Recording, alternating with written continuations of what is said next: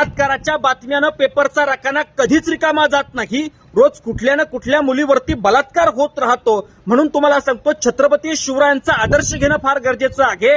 तुमच्या आमच्या सरकारनं त्यांच्या दालनामध्ये मोठमोठे छत्रपती शिवरायांचे फ्रेम लावलेले आहे, पण छत्रपती शिवरायांचा आदर्श घेणं गरजेचं आहे।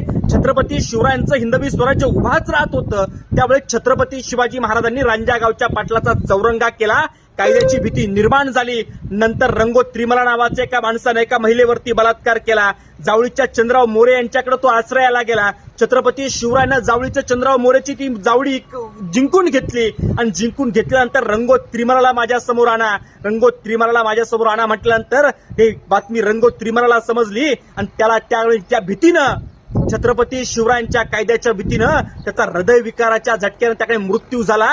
एवढी कायद्याची ताकद निर्माण होणं गरजेची आहे। म्हणून तुमच्या आमच्या सरकारनं एखाद्या मुलाने जर, एखाद्या माणसाने जर एखाद्या महिलेवरती बलात्कार केला ना, तर भर चौकात सगळ्यांच्या समोर त्याचा चौरंगा जर केला ना, तेव्हा कुठं तुमच्या आमच्या कायद्याची भीती खरं तर इथल्या प्रत्येकाच्या मनात निर्माण होणार आहे। आणि ही भीती निर्माण करण्यासाठी सरकारला एखाद्या बलात्कार करणाऱ्या माणसाचा चौरंगा करणं